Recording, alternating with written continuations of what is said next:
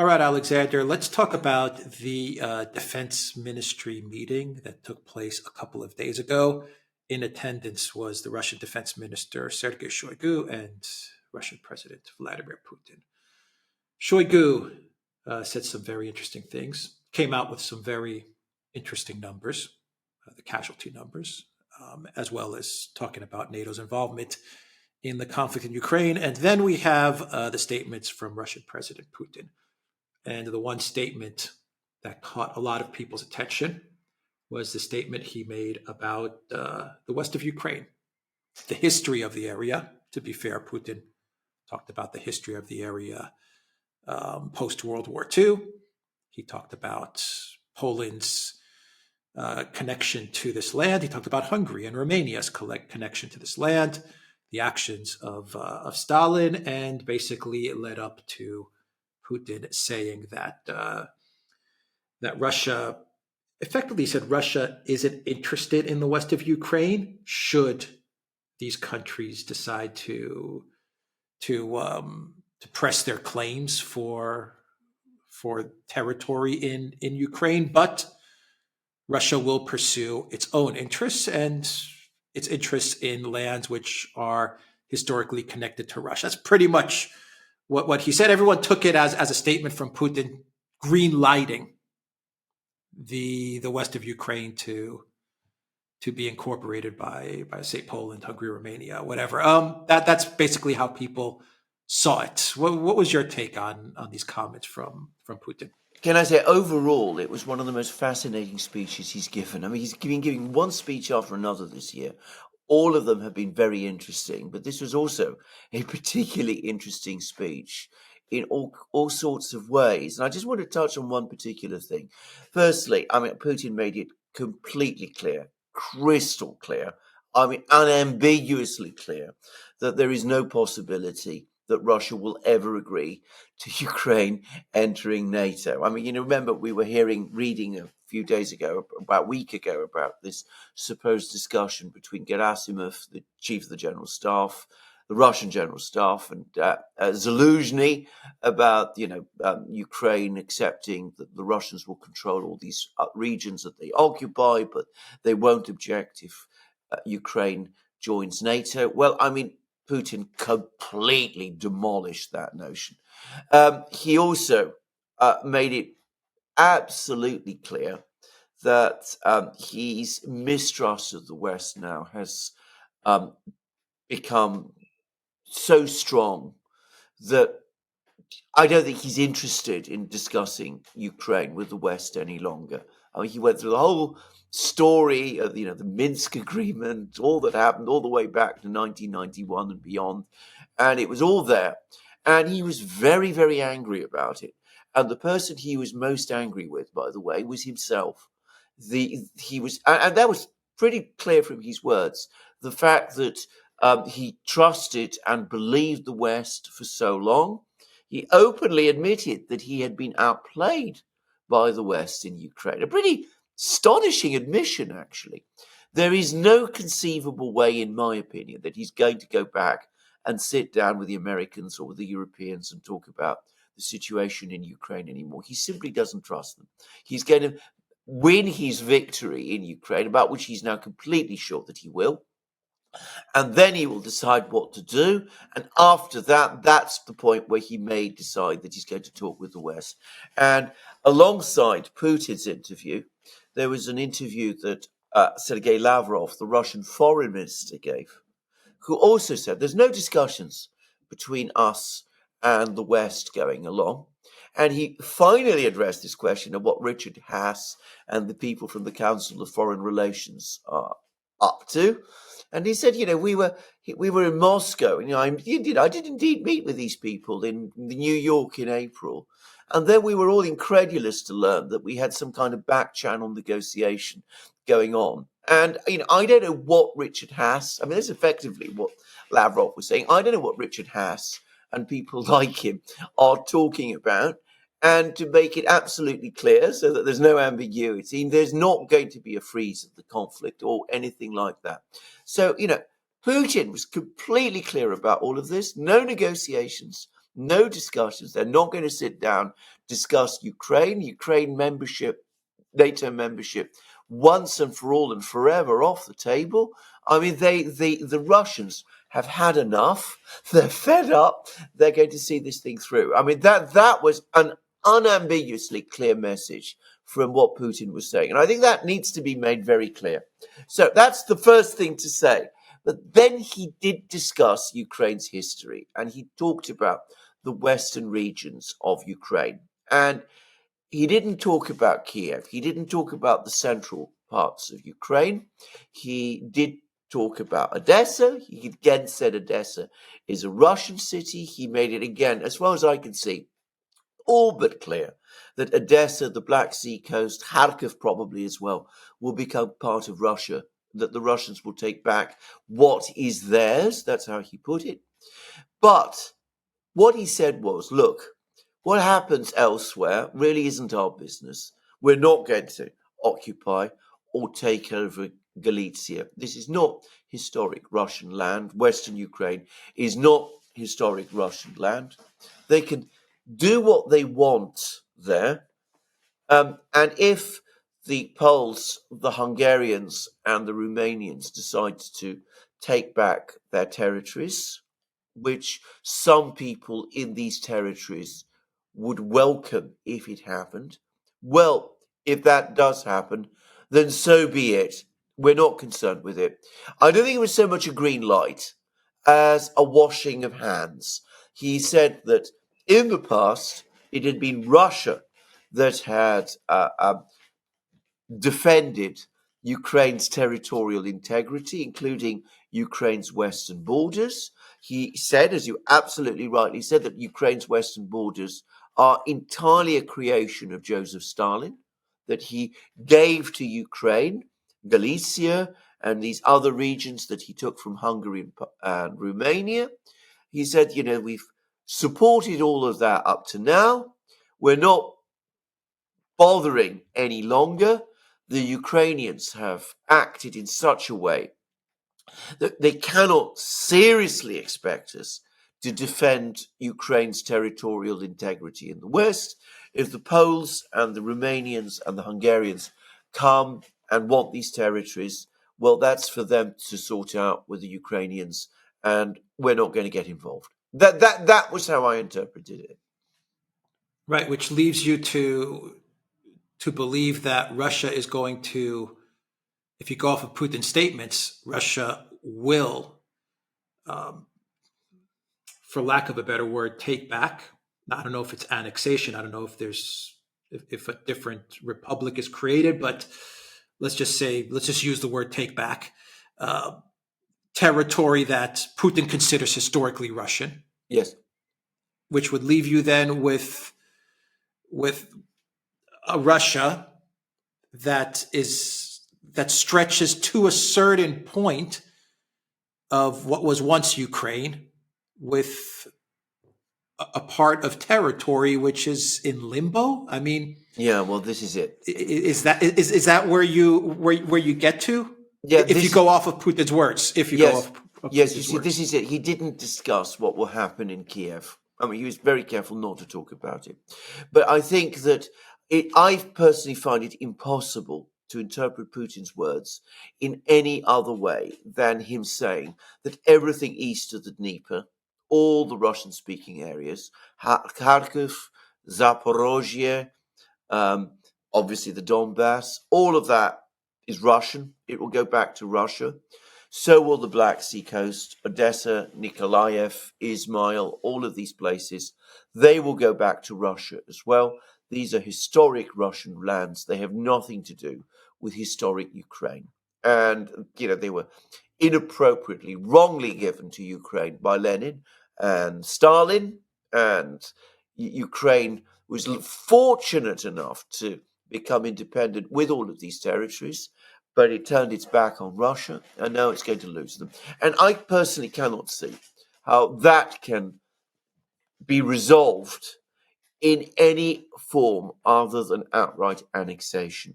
About what plans he and the Russians may have for the rest of Ukraine, He didn't make it clear.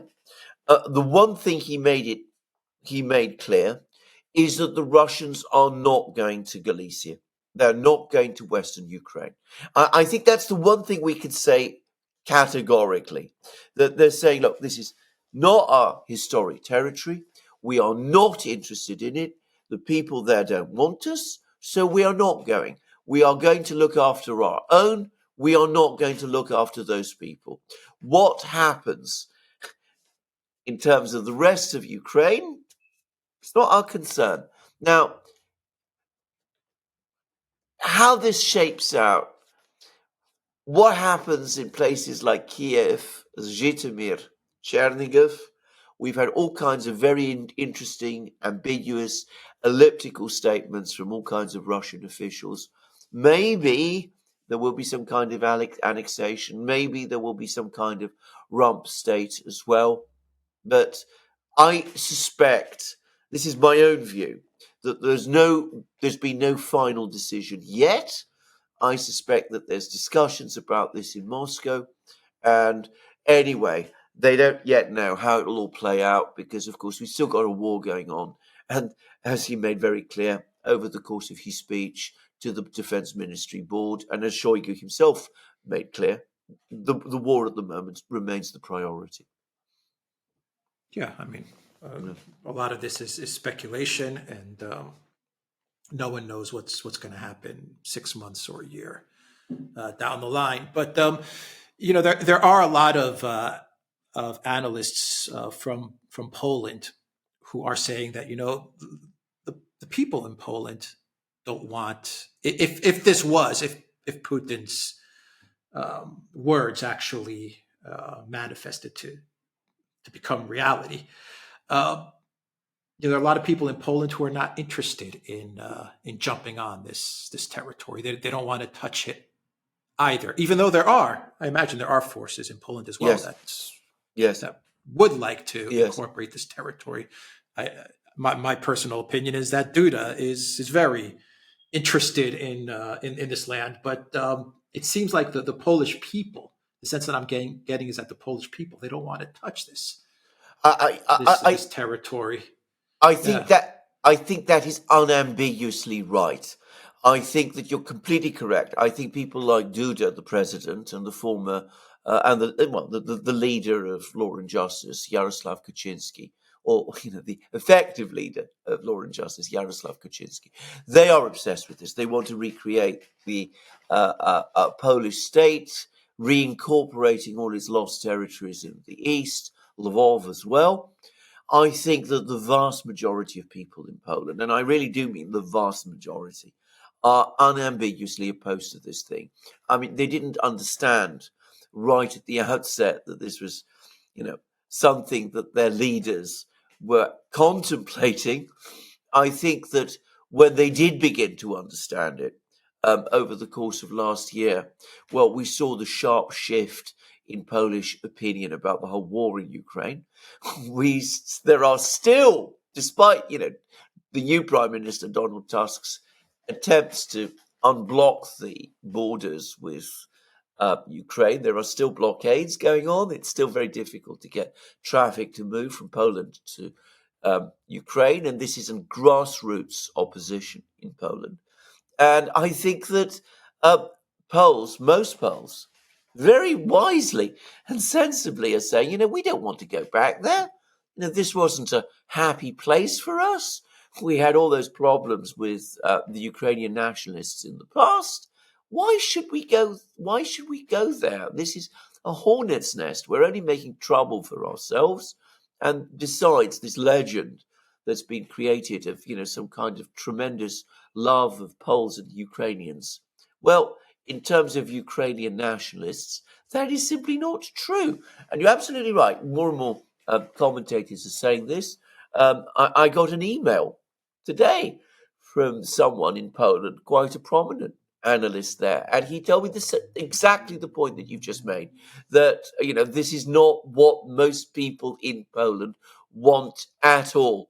And I go further. I think that was why the previous government, in the end, lost the election, because even though they remain Poland's most popular party, they overcommitted to Ukraine. We discussed this in the program. They were floating all these dangerous ideas about, reoccupying Western Ukraine. And I think the moment most Poles figured that out, there was a dramatic loss of support. And I think the previous Polish government suddenly realized that at the start of the autumn, and they swerved policy, but by then it was too late. So I don't think it's going to happen. I don't think there's any possibility that the Polish army is now going to go into Ukraine to fight the Russians. In fact, I've actually seen an opinion poll in Poland which conclusively says this, and I don't think most Poles have any intention of, any desire to see their country move back into Western Ukraine and into Lvov and all of those places. And it's important to remember, as Putin pointed out, that of course Poland was richly compensated for the loss of these poor regions in the east, Galicia and Lvov and all the rest. It received huge territories at the expense of Germany. Again, largely thanks to no less a person than Joseph Stalin. He basically moved Poland westwards. So, the Poles took Danzig, which was already to a great extent a Polish city, by the way, and the Danzig corridor, but actually lots of other places too. Wrocław before the war was the city of Breslau in Germany, for example. And again, most Poles understand that, they don't want to go into eastern regions again and potentially reopen the whole question of Poland's own western borders. If you start changing boundaries, well, other people might say, well, maybe other boundaries also need to be changed. So I don't think it's going to happen. And I think this is something that Putin perhaps hasn't quite understood himself. I think the Russians have been really focused on this, but I think mood in Poland has shifted decisively against it. Yeah. I mean, just a final point. I think maybe it's Putin's way. You said he's washing his hands of this West Ukraine issue. I mean, it could be Putin's way of saying, the problem with Ukraine all along, this state that Stalin. I guess it's fair to say that Stalin cobbled it together. Yeah. Right.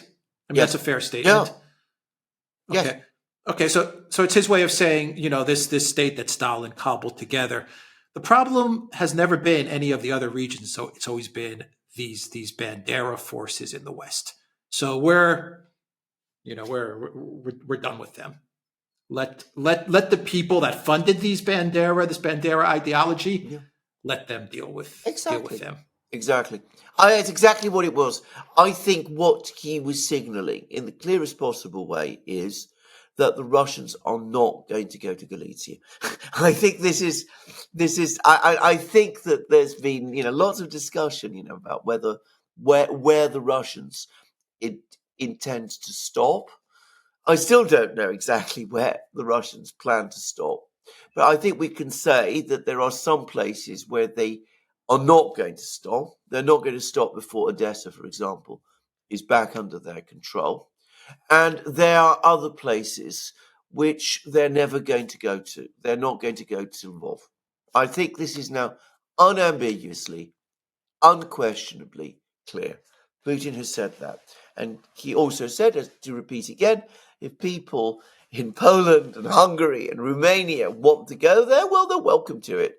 But it's nothing to do with me, nothing to do with Russia. Yeah. All right. We'll leave it there. Duran.locals.com. We are on Rumble, Odyssey, BitChute, Telegram, Rockfin, and Twitter X. And go to Duran shop. 20% off. Use the code Christmas 20. Christmas 20. 20% off. Use the code Christmas 20. 20. Take care.